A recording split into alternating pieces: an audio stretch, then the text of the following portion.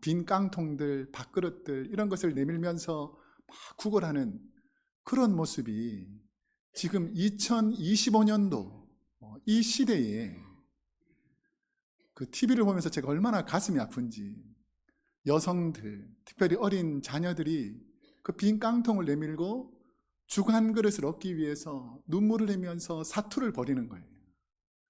여러분, 이 땅에 전쟁이 사라지고 하나님의 평강이 있는 것이 놀라운 하나님의 은혜인 줄로 믿습니다.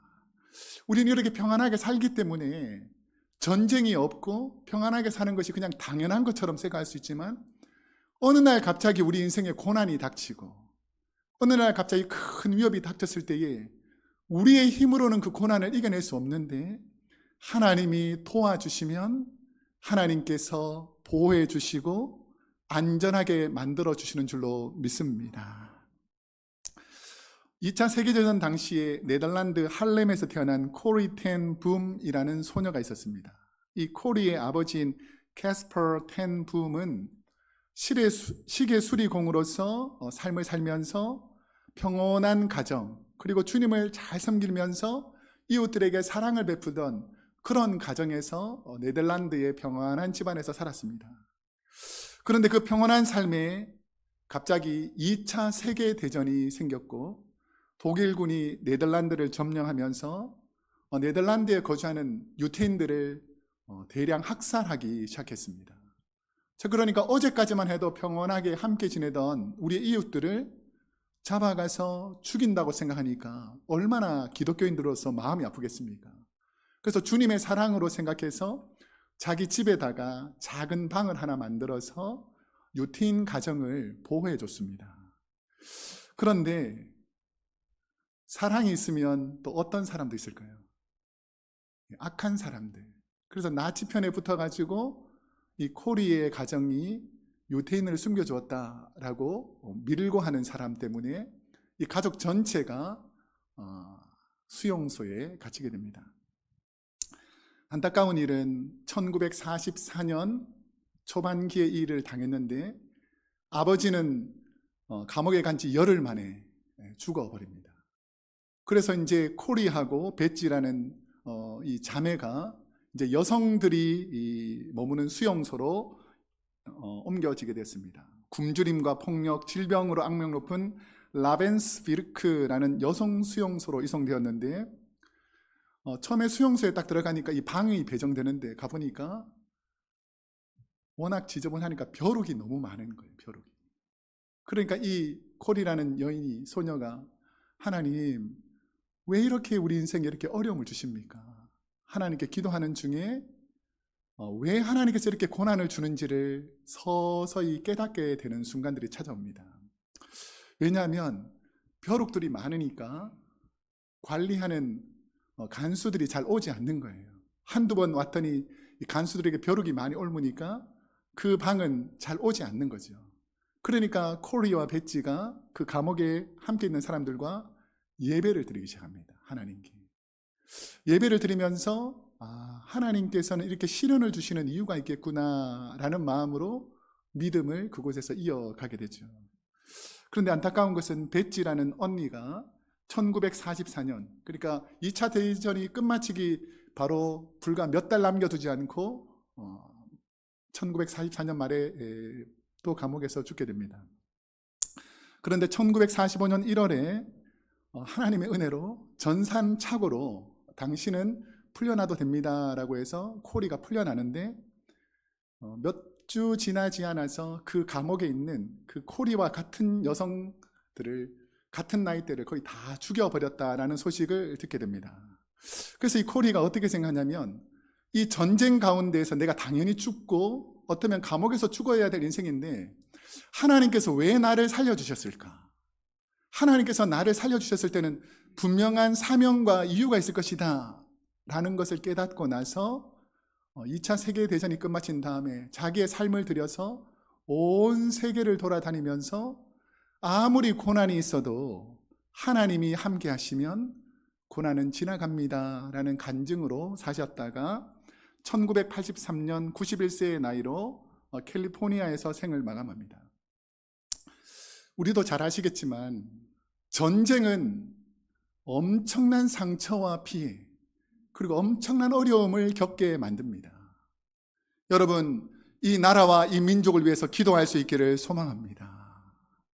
특별히 8월은 광복절이 있는 날인데 우리가 누군가에서 식민지 지배를 받는다든지 누군가에게 고통을 받는다는 것이 얼마나 힘든지를 경험하지 않은 분들은 그 심각성을 모르지만 포로로 끌려가서 종으로 살면서 인권이 없고 유린되는 그 상황 속에서 살아가는 것이 얼마나 힘든다는 것을 아는 사람은 하나님께서 이 나라와 민족을 보호해 주시는 것이 얼마나 감사한 일인지를 깨달으면서 살아야 된다는 것이죠.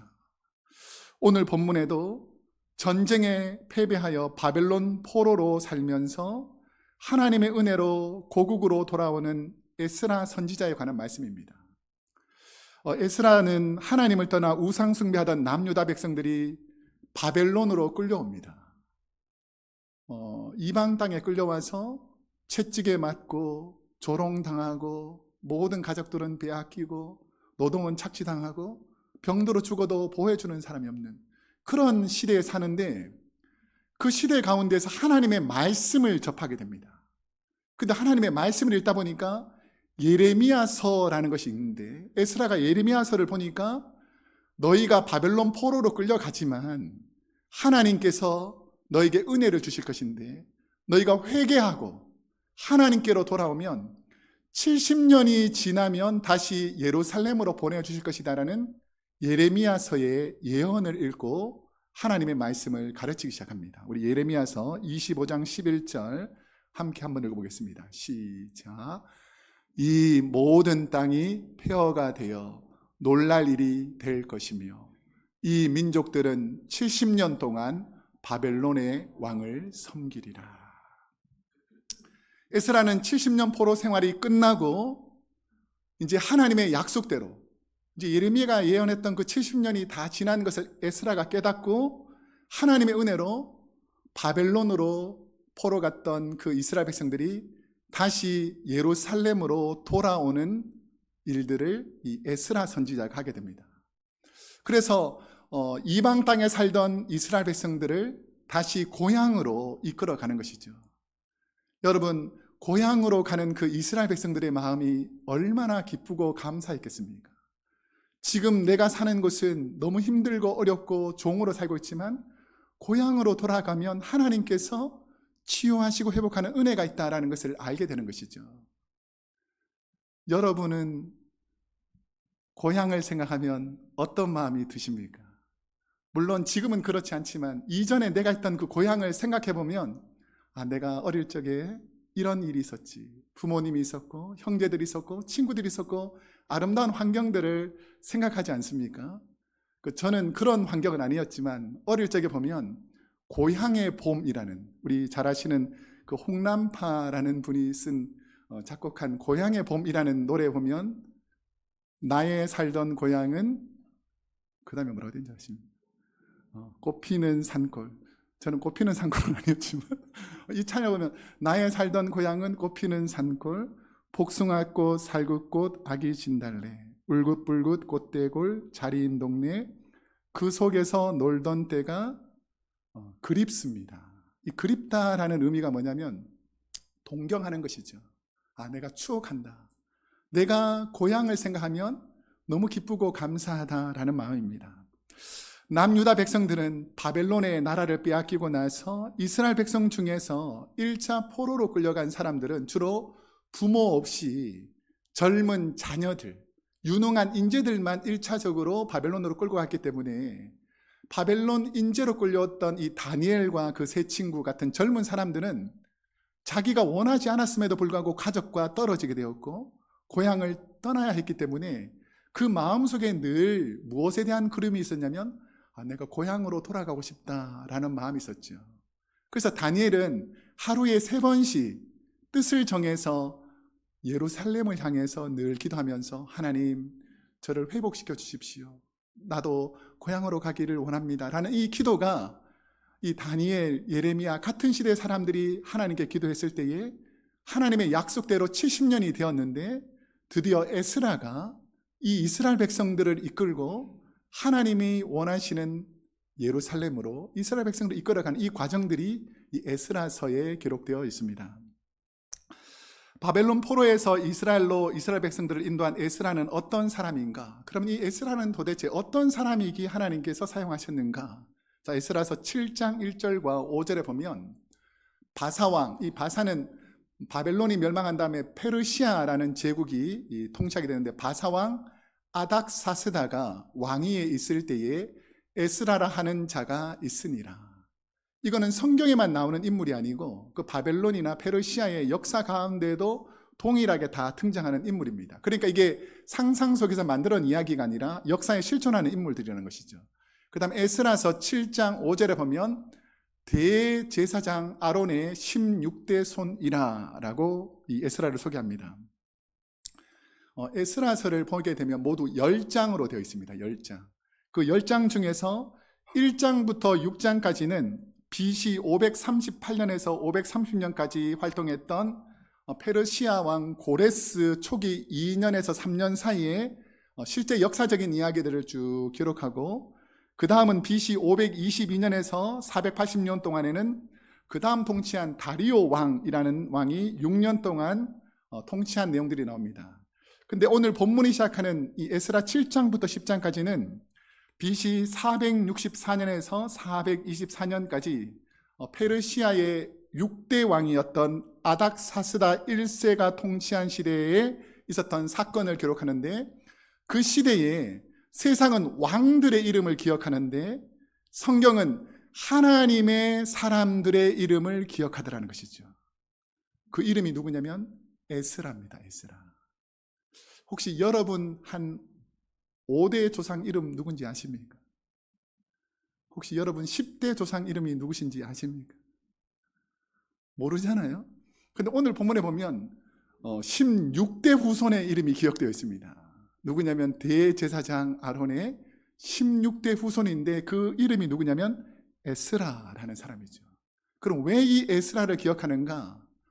하나님의 사랑을 받은 사람, 하나님의 은혜를 받은 사람은 하나님께서 기억하신다는 것이죠. 여러분, 세상은 우리를 기억 못해도 하나님이 우리를 기억하시는 줄로 믿습니다. 그러면 이 열악한 환경 속에서 에스라가 어떤 사람이었는가, 그리고 어떻게 쓰임받았는가를 가장 잘 설명하는 것, 에스라서에서 에스라가 어떤 사람인지를 가장 잘 설명하는 그 말씀의 한 구절이 에스라 7장 6절입니다. 오늘 우리가 읽었던. 그럼 이 에스라는 어떤 사람인가? 우리가 다시 한번 하나님 말씀을 읽어보도록 하겠습니다. 시작. 이 에스라가 바벨론에서 올라왔으니 그는 이스라엘의 하나님 여호와께서 주신 모세 율법에 익숙한 학자로서 그의 하나님 여호와의 도우심을 입음으로 왕에게 구하는 것은 다 받는 자이더니. 우리는 내가 어떻게 불리느냐 하는, 우리가 불리는 명칭 직분이 중요합니다. 우리 옆 사람을 부를 때 뭐라고 부르십니까?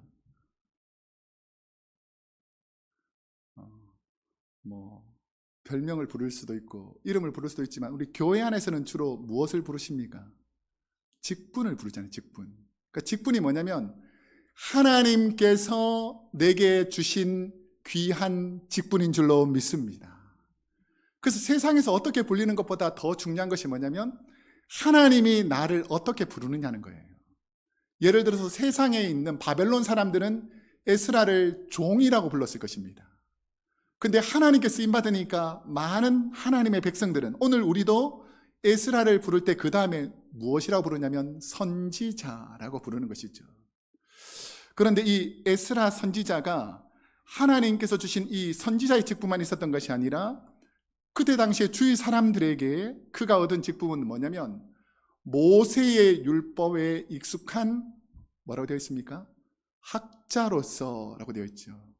그러니까 그냥 대충 하나님의 말씀을 아는 사람이 아니라 하나님의 말씀을 연구하고 정확하게 아는 사람이었다라는 것을 알 수 있습니다.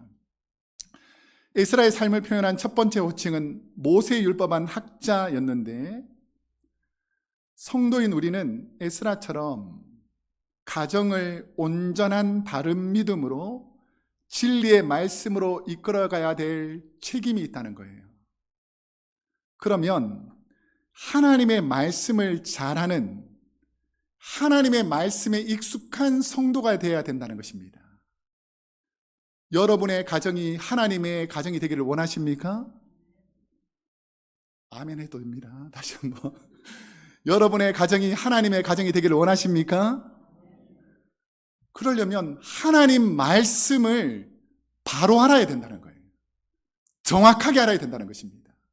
오늘날 왜 사람들이 말이 많은가? 왜 잘못된 길로 가는가? 하나님의 말씀을 정확하게 모르면서 이것이 마치 하나님의 말씀인 것처럼, 자기 생각을 하나님의 뜻인 것처럼 그 가정에서 자녀에게, 이 사람들에게 전하다 보니까 하나님의 뜻과 전혀 다른 자기 생각을 하나님의 뜻으로 전하기 때문에 문제가 생긴다는 것입니다. 여러분, 이 에스라처럼 하나님의 말씀, 모세의 율법을 바로 깨달을 수 있기를 소망합니다. 그러려면 어떻게 해야 되는가?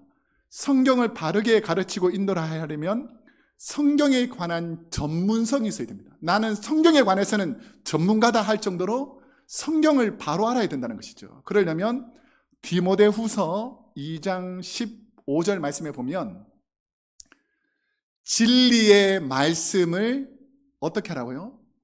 옳게 분별하며. 하나님 말씀을 읽을 때에 이 말씀의 의미를 옳게 분별할 수 있는 영적 지각이 있기를 소망합니다. 어떤 사람은 똑같은 하나님의 말씀을 읽어도 무슨 뜻인지 모르는 사람이 있고, 하나님 말씀을 읽고 전혀 다르게 해석해버리면 하나님의 뜻과 다르게 살아간다는 것이죠.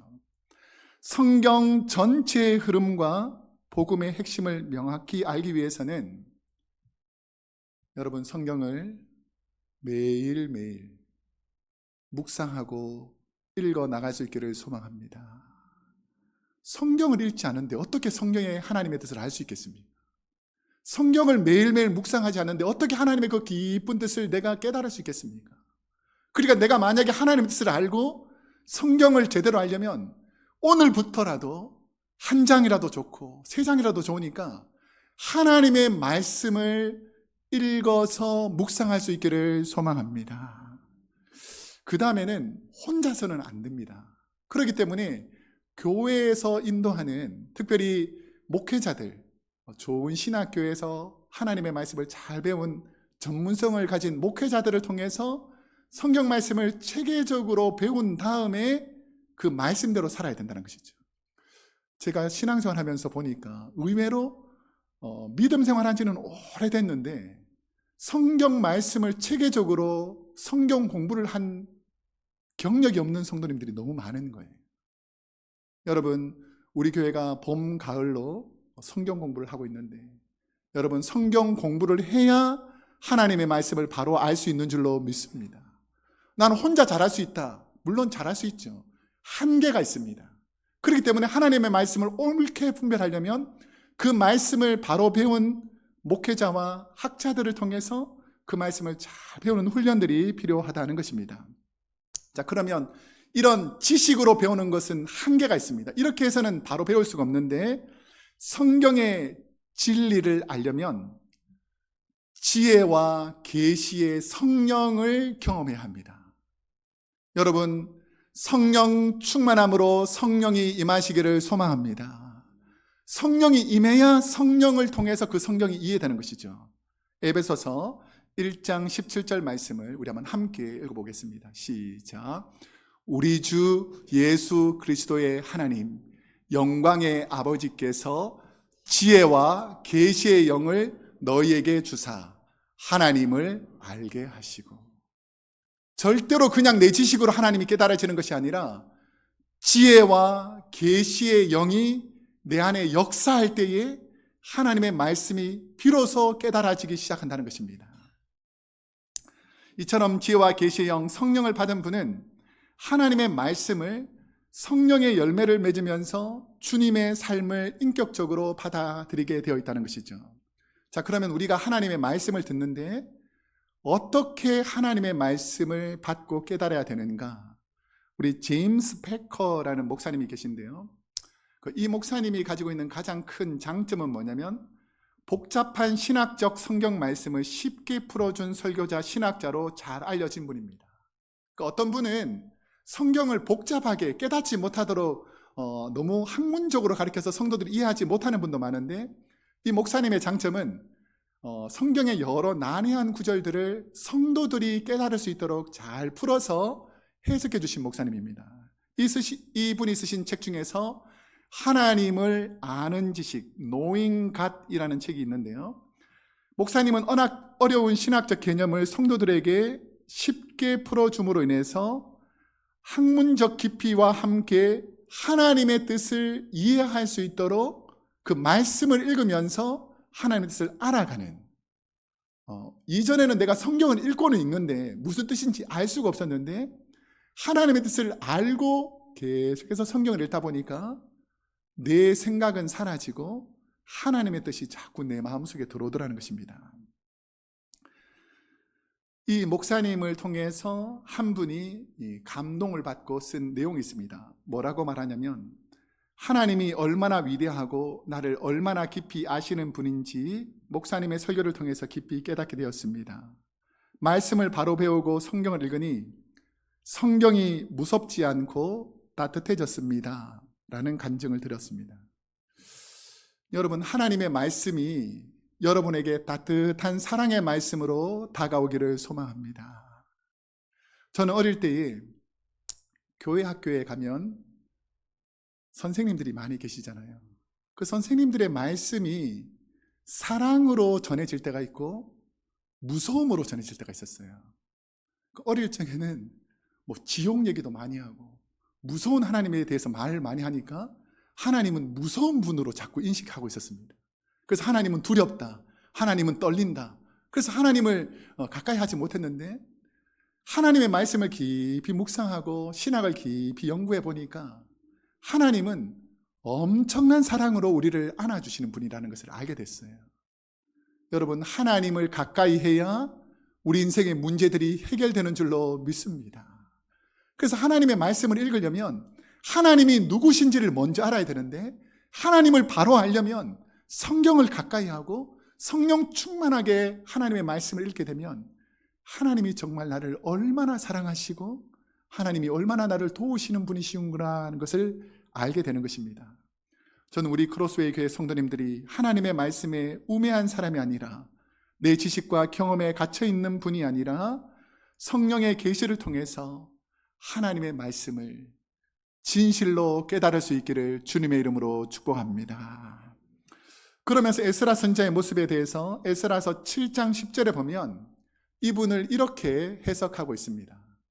여호와의 율법을 연구하여 준행하며 가르치는 사람이라는 것입니다. 율법을 연구하는 것에만 멈춰 있는 것이 아니라 준행한다는 것입니다.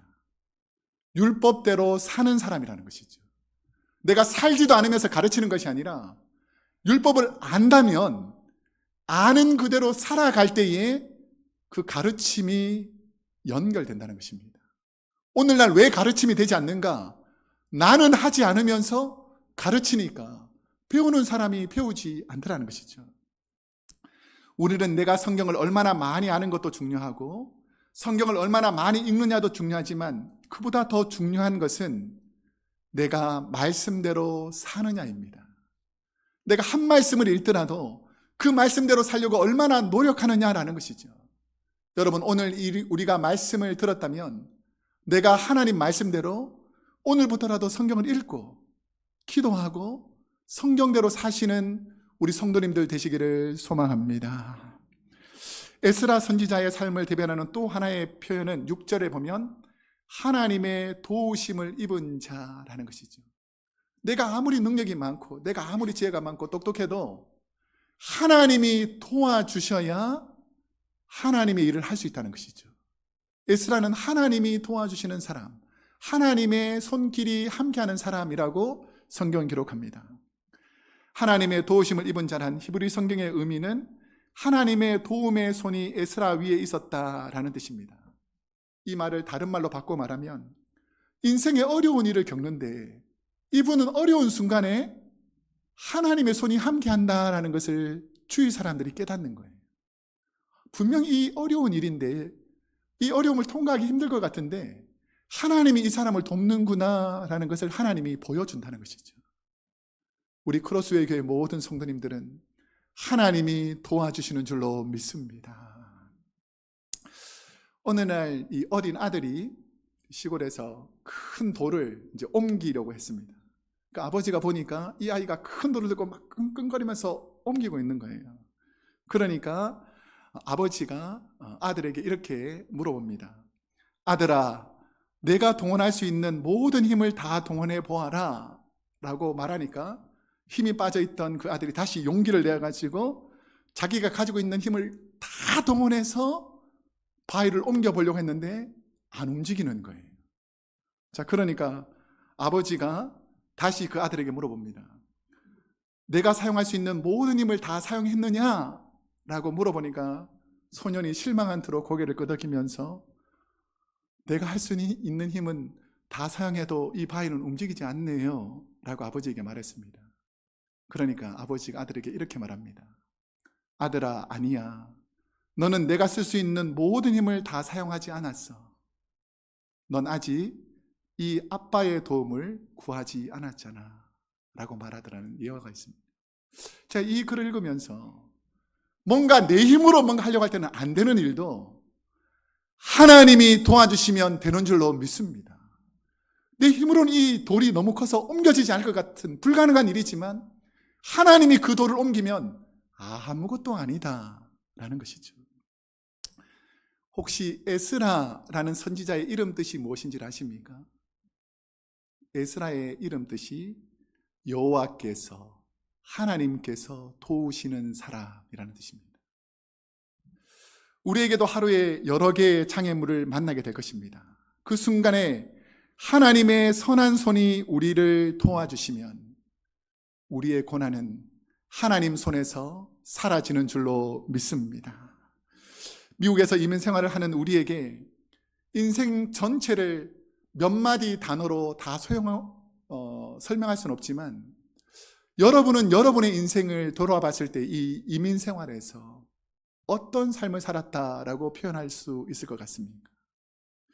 어떤 분들은 이민자로 살아가기가 힘들었다, 쉽지 않았다, 낯선 환경에서 홀로 외로웠다, 자녀를 위해 어떻게든 최선을 다해 살아야 했다라는 자기 표현을 하는 분도 있을 것입니다.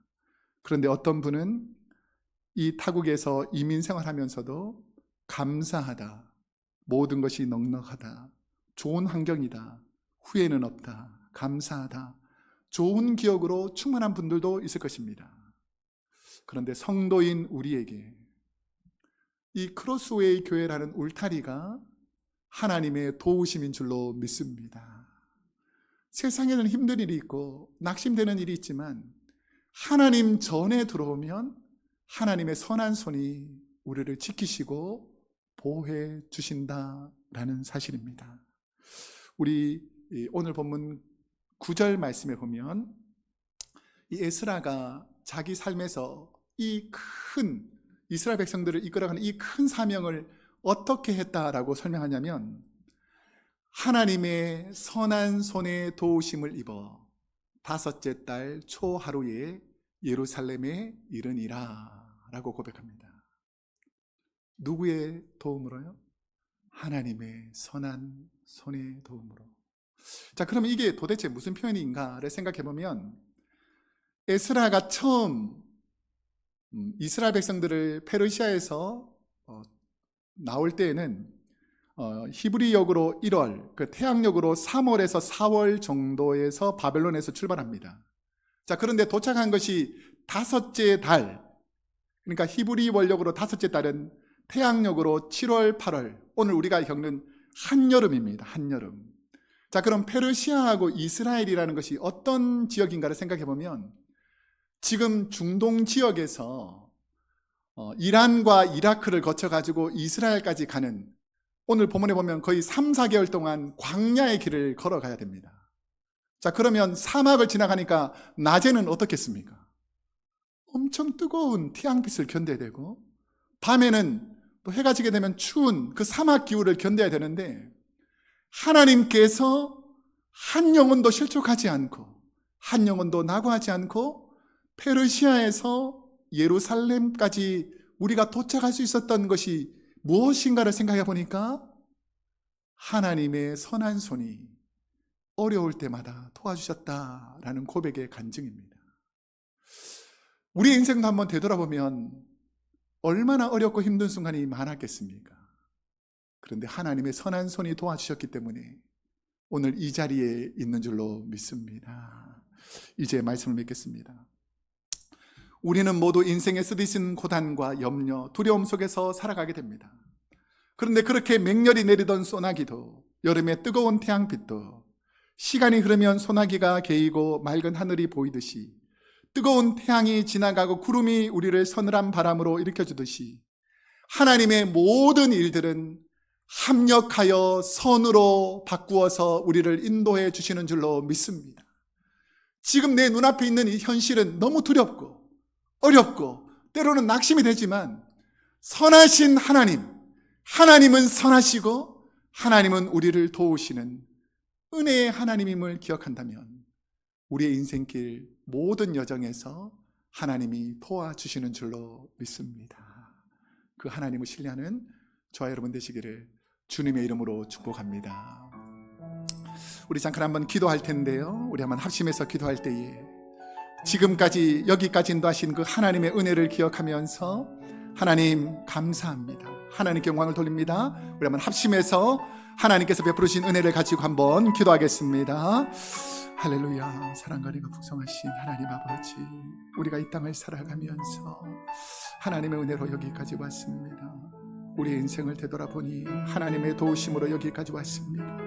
하나님, 우리가 하나님의 은혜로 여기까지 왔사오니 하나님의 은혜로 살게 하시고 하나님의 말씀대로 살게 하시고 하나님의 은혜에 감사하며 살게 하여 주시옵소서. 지금 내 눈앞에 있는 두려움, 염려, 걱정, 근심, 하나님 의지하며 하나님 바라보며 사라질 수 있도록 하나님 도와주시옵소서. 사랑과 은혜가 풍성하신 하나님 아버지, 오늘 우리의 삶이 하나님의 은혜인 줄로 믿습니다.